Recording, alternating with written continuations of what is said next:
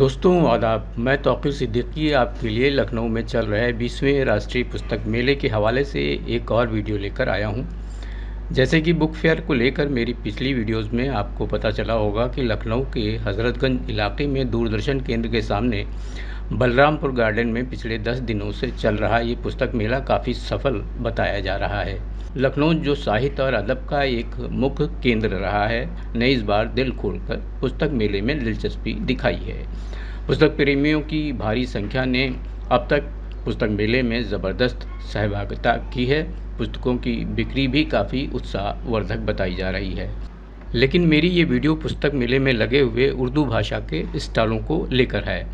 आज हम ये जानने आए हैं कि इस पुस्तक मेले में उर्दू भाषा के प्रेमियों ने कितनी दिलचस्पी दिखाई है। तो जनाब, दोपहर 2 बजे का वक्त है। पुस्तक मेले में काफ़ी चहल पहल नज़र आ रही है। पार्किंग फुल है।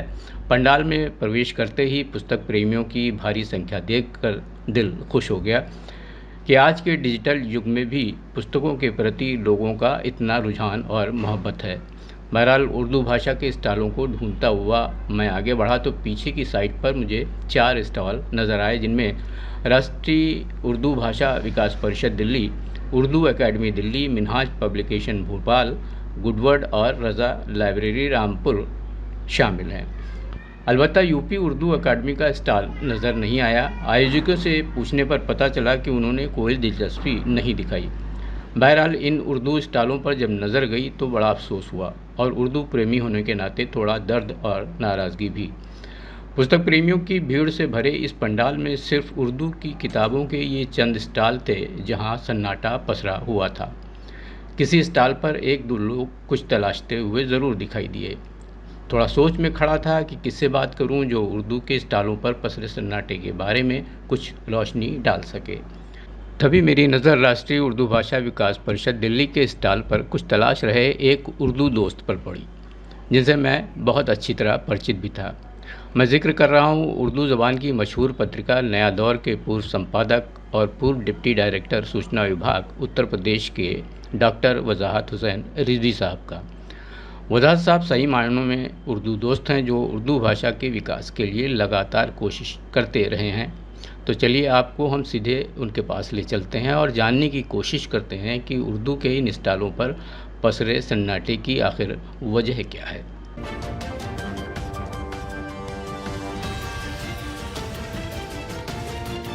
डॉक्टर साहब, हमारा पहला सवाल आपसे यही है कि आप देख रहे हैं, आप आए हैं इस बुक फेयर में और काफ़ी चहल पहल आपको दिख रही होगी स्टॉल में। आप इस वक्त जहाँ पे खड़े हैं यह है राष्ट्रीय उर्दू भाषा विकास परिषद का स्टॉल जी। इसके आसपास और भी हैं, मिनाज पब्लिकेशन है, उर्दू अकादमी का है, उर्दू एकेडमी दिल्ली का है। तो यहाँ पे आप देख रहे हैं बिल्कुल सन्नाटा सा पड़ा हुआ है। क्या वजह हो सकती है? देखिए, सबसे बड़ी बात यह है कि ये दौर जो है सोशल मीडिया का दौर कहलाता है और ख़ास तौर से रीडिंग जो होती थी, मतलब किताबें लेके जो लोग पढ़ते थे, ख़ास तौर से नई जनरेशन में उसका फुक़दान आ गया है। बिल्कुल समझिए कि वो हर चीज़ें जो है वो अपने मोबाइल पे या नेट पे और सब देखना है। लेकिन मैं ख़ास तौर से मैं ज़ाती तौर पे इससे इत्तेफ़ाक़ नहीं करता हूँ, इसलिए कि जो मज़ा किताब लेकर आपको पढ़ने में जो मज़ा आता है या जो चीज़ें आप पढ़ते हैं वो आपके ज़हन नशीन होती जाती हैं, वो चीज़ जो है वो आपको कंप्यूटर से या इन सब चीज़ों पे वो चीज़ नहीं मिलती है। हाँ, मैं इतना मानता हूँ कि सोशल मीडिया पे जो किताबें हैं, जो चीज़ें हैं, उनसे आप रेफरेंसेस जो है हवालाजात तो हासिल कर सकते हैं। लेकिन आप अगर वाकई कोई किताब मुरतब कर रहे हैं, कोई किताब लिख रहे हैं या कुछ इस तरह का मज़मून आप लिख रहे हैं, तो ये सोशल मीडिया के इन सब चीज़ों से काम चलने वाला नहीं है। और यही वजह है कि हम लोगों की जनरेशन या हम लोगों से पहले की जनरेशन है, आज भी बग़ैर किताब के उनका काम नहीं चलता। जब तक हम किताब नहीं देखते हैं, उसका मत नहीं देखते हैं और उसको पढ़ते नहीं, तब तक हमको तशफ़ी ही नहीं होती है। तो अब क्या किया जाए? जहाँ तक कि उर्दू का सवाल है, आपने जो कहा कि बिल्कुल यहाँ पे बिल्कुल खामोशी सी है, कुछ है नहीं, कुछ आते ही नहीं है लोग। ये बहुत बड़ा अलमिया है। एक तो हमारे उर्दू को आज से नहीं, मुल्क जब से आज़ाद हुआ, एक तो मतलब इसको बंटवारे की तक़सीम की ज़बान जब से हो गई है कि साहब ये पाकिस्तान की ज़बान है, दूसरे ममालिक की ज़बान है, कुछ इससे इसको नुकसान पहुंचा। फिर हमारे जो गवर्नमेंट हमारी आई उसने हमको स्लो पॉइज़न दिया। हमारी किसी भी ज़बान को अगर ख़त्म करना हो तो उसके लिटरेचर को सबसे ख़त्म कीजिए, उस ज़बान को ख़त्म कीजिए, उस तहज़ीब को ख़त्म कीजिए। तो इस तरीके से हमारी तहज़ीब को, हमारी चीज़ों को ख़त्म कर दिया गया।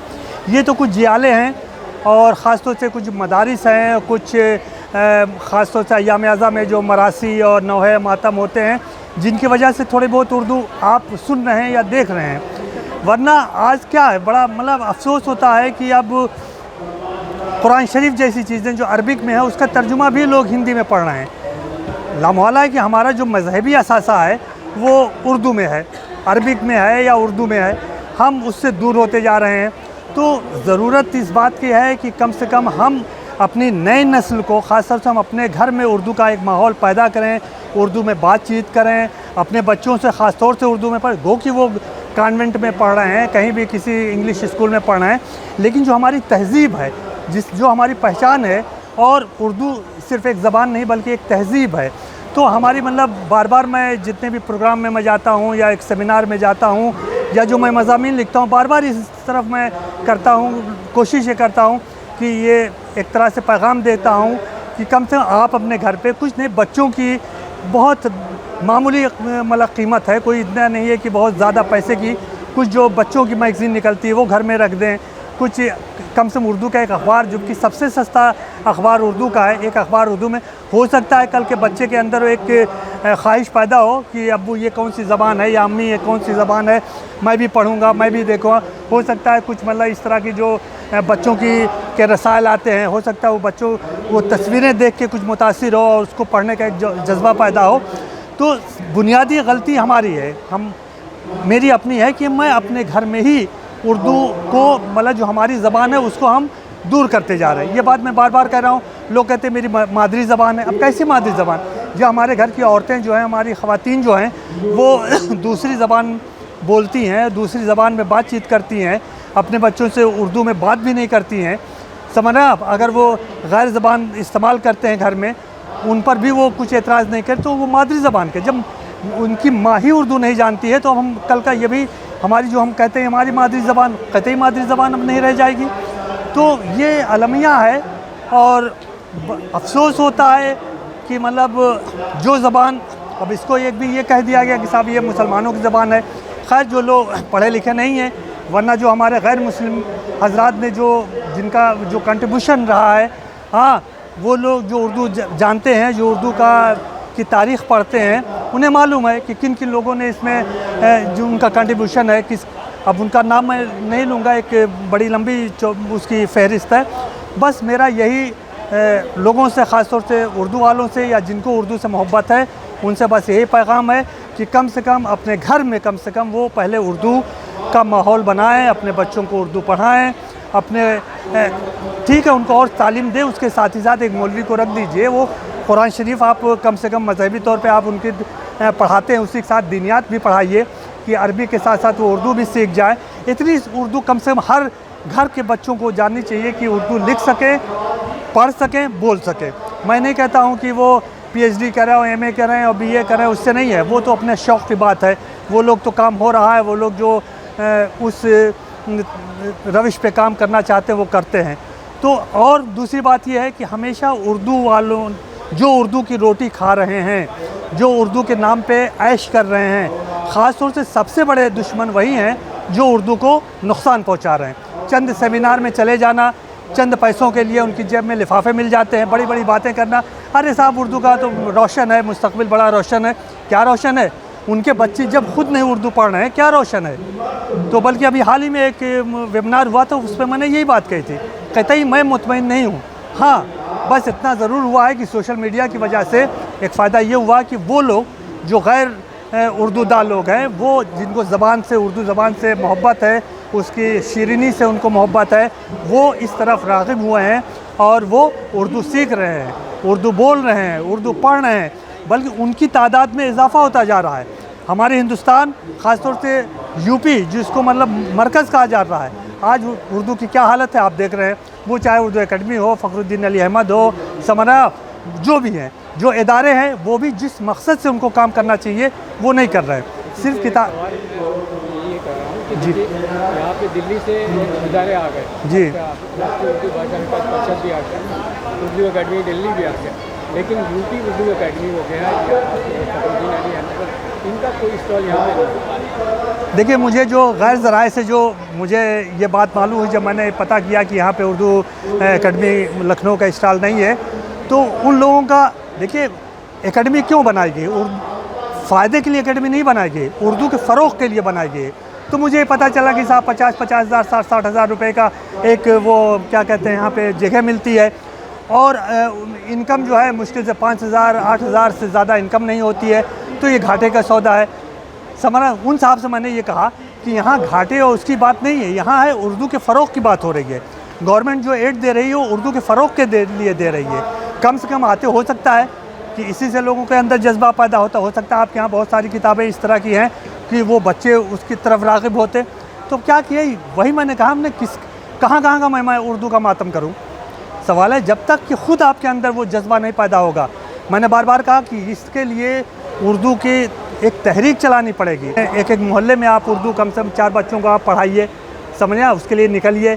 गांव में है, एक एक गांव में, कस्बात में, जो लोग जिनको मोहब्बत है उर्दू से, जिनको दर्द है, उनको अब ज़रूरत है इस दौर में कि वो आगे आएँ और वो अपनी ज़िम्मेदारी समझें कि हम कम से कम अगर 4 बच्चों को हम उर्दू पढ़ा देंगे तो वो आगे पढ़ेंगे। मैं एक मिसाल दे रहा हूँ, जब मैं हॉस्टल में था गोरखपुर यूनिवर्सिटी के, एक विश्वदेव मिश्र जी इस वक्त हाई कोर्ट के वो जज हैं, उनको मैंने उर्दू सिखाई। आज भी वो मतलब जज साहब जो है, आज भी वो उर्दू में मुझे ख़त लिखते हैं, उर्दू में मैसेज देते हैं, उर्दू की किताबें मंगवाते हैं, बस एक शौक़ है उनको। तो ऐसा नहीं है, अगर आप किसी एक को पढ़ा देंगे, 2 बच्चों को पढ़ा दिया, 3 बच्चों को पढ़ा दिया, तो उर्दू फिर ज़िंदा रहेगी। इसलिए ये वो ज़बान है कि लोग चाहते हैं, क्या नागरी में हर काम है, उर्दू से ज़्यादा हमारी किताबें जो है ट्रांसलेट होके, तर्जुमा हो गए हिंदी स्टाइलों पे है, आपको पूरा उर्दू लिटरेचर आपको मिल जाएगा। आखिर क्या वजह है कि उर्दू वाले उर्दू के स्टाइल पे नहीं आते? हम कह रहे हैं, ये भी समझ लेते कि हम एक चल रहे हैं, एक 2 ही किताब ख़रीद लें, 100-200 रुपये कोई किताब, तो एक हौसला बढ़ता है। ये लोग जो इतनी दूर दूर से आए हैं, स्टाल लगा रहे हैं, उनकी भी एक हौसला अफजाई होती है कि भाई हाँ चलिए, लखनऊ जो कभी शहर माना जाता था इल्म और अदब का, आज शायद हिंदुस्तान में सबसे बुरी हाल लखनऊ की है। इससे ज़्यादा आपको महाराष्ट्र है, गुजरात है, मतलब अदर स्टेट जो हैं वहाँ उर्दू तरक्की कर रही है, और जहाँ से उर्दू मतलब एक तरीक़े से जहाँ से अनीस और दबीर ने इसको बाम उरूज तक पहुँचाया, वहाँ ये तनज़ुली के दौर पे जा रही है। तो बस मेरी यही लोगों से गुजारिश है कि सबसे पहले कहीं आप किसी के ऊपर कमेंट न करें, सबसे पहले आप अपने बच्चों को उर्दू पढ़ाइए, बहुत ज़्यादा नहीं, सबसे कम मतलब मौलवी साहब आपको मिल जाएंगे उर्दू वाले, इसलिए कि बेरोज़गारी इतनी ज़्यादा है कि वो आपको कम पैसों में भी वो आपके बच्चों को उर्दू भी पढ़ा देंगे, अरबी भी पढ़ा दिए, दीन भी दो, दुनिया भी हो, आपकी तहज़ीब भी रहे, आपकी ज़बान भी आगे बढ़े। और क्या कहूँ, बस जो मेरे अंदर एक ये उर्दू के लिए चाहे मोहब्बत समझिए, या जो आज के दौर पे मैं जो देख रहा हूँ वो गम और गुस्सा मेरा देखिए, जो कुछ है मैंने आपको के सामने पेश कर दिया। उर्दू की मोहब्बत से तो हम भी अच्छी तरह से वाकिफ़ हैं, और लखनऊ के बहुत से लोग आपसे वाकिफ़ हैं कि आपने उर्दू की खिदमत कितनी की है और लगातार कितनी करते चले आ रहे हैं। नहीं, ये मेरा फ़र्ज़ है, मैं तो समझे बात पूछूँगा जी, आप क्या पैगाम देना चाहते हैं माँ बाप को, मुस्लिम मुआशरे के माँ बाप को क्या पैगाम देना चाहते हैं उर्दू को लेकर? देखिए, लफ्ज़ यहाँ जो आपने मुस्लिम इस्तेमाल किया, मैं इससे इत्तेफाक नहीं करता। जो भी उर्दू के बेही ख़्वाह हैं, उन तमाम लोगों से मेरा यही पैगाम है कि वो अपने बच्चों को उर्दू किसी भी तरीक़े से, अगर ख़ुद नहीं पढ़े हैं तो किसी ट्यूटर को रख के, कम से कम बच्चा स्कूल जाता है, 1 घंटा भी नहीं, आधा घंटा अगर वो उसको उर्दू पढ़ाया, उसकी तरफ राग़िब करें, तो कम से कम महीना, 2 महीना, 6 महीने में कम से कम वो इतनी उर्दू जान जाएगा, अल्फ़ाबेट जान जाएगा, और उर्दू के कमला अखबारात, उर्दू की जो बच्चों की मैगज़ीन है, ये पढ़ना सीख जाए, ख़ुद ब खुद उनके अंदर ये जज्बा पैदा होगा कि वो आगे और चीज़ें पढ़ना चाहेंगे। यही मेरा पैगाम है। पहले हम देखते थे नशिस्तों का एक माहौल होता था लखनऊ में, अब तो जगह जगह मोहल्लों में आपको जो है माहाना या 15 दिन पे नशिस्तें होती रहती थी, उसका भी एक बड़ा पहले असर पड़ता था। जी जी जी, वो सब सारा सिस्टम, वो सारा सिलसिला ख़त्म होता चला नहीं, ख़त्म सिर्फ इस वजह हो रहा है कि पहले जो होते थे उस्ताद होते थे, कोई भी शायरी में कदम रखता था तो अपने उस्ताद से वो उरूज़ के बारे में सीखता था, वो क्या फ़िक्र होनी चाहिए, क्या उसलूब होना चाहिए, ये सारी। आज क्या है, आज अगर दो मिसरे जो है मौजू कर लिया, एक शेर मौजू कर लिया, तो ख़ुद उनके अंदर इतना तकब्बुर आ जाता कि मैं शायर हो गया हूँ, समझना। और वो अपने उस्ताद की मतलब ये एक तरह की जो एक रवायत थी वो ख़त्म होती जा रही है। अपने को ही ख़ुद उस्ताद भी समझते हैं, ख़ुद अपना बड़े शायर बनने लगते हैं। तो यही वजह है, पहले वो जो उस्ताद होते थे उनके मतलब 5 शागिर्द अगर हुए, दूसरे उस्ताद के 5 शागिर्द हुए, कहीं मुलाकात वाले भाई आज एक नशिस्त कर ली जाए। आज जो नशिस्तें होती हैं सिर्फ खुद मतलब अपनी खुद नुमाइश के लिए कि हमने एक गज़ल कही है, हमने एक गज़ल के 10 लोग मिल गए, अरे भाई एक दिन कहीं हो जाए, और उसके बाद उसको आप व्हाट्सएप पे डाल देंगे और उसको फेसबुक पे डाल देंगे। और मतलब हद तो ये हो रही है, मुझे कहते हुए शर्म आ रही है कि बहुत से शायर ऐसे हैं जो हिंदी में कलाम लिखते हैं और साहब वो शायर हैं, और मुतशायर कितने हैं वो तो आप जानते ही हैं। तो ये सब तल्ख़ हकीकत है, क्या किया जाए। जब हम खुद ही हम उर्दू से दूरी अख्तियार करते जा रहे हैं तो हम क्या गवर्नमेंट को क्या कहें और लोगों को क्या कहें। गवर्नमेंट तो अपना जो वो पैसा देती थी, मतलब जो ग्रांट मिलती थी, चाहे उत्तर प्रदेश गवर्नमेंट हो कि कोई भी गवर्नमेंट हो, जो ग्रांट देती है वो ग्रांट में और ज़्यादा इजाफा ही होता जा रहा है, लेकिन काम जो है कुछ भी नहीं हो रहा है। बस अब क्या कहूँ। डॉक्टर वज़ाहत साहब के इस आखिरी जुमले में मौजूदा दौर में उर्दू ज़बान की हालत छुपी हुई है। तो दोस्तों, उम्मीद है वीडियो आपको पसंद आई होगी। अगर पसंद आई हो तो वीडियो को लाइक और शेयर कीजिए, और चैनल को अगर अभी तक सब्सक्राइब नहीं किया है तो सब्सक्राइब करना ना भूलें। हम फिर मिलेंगे किसी अगली वीडियो में।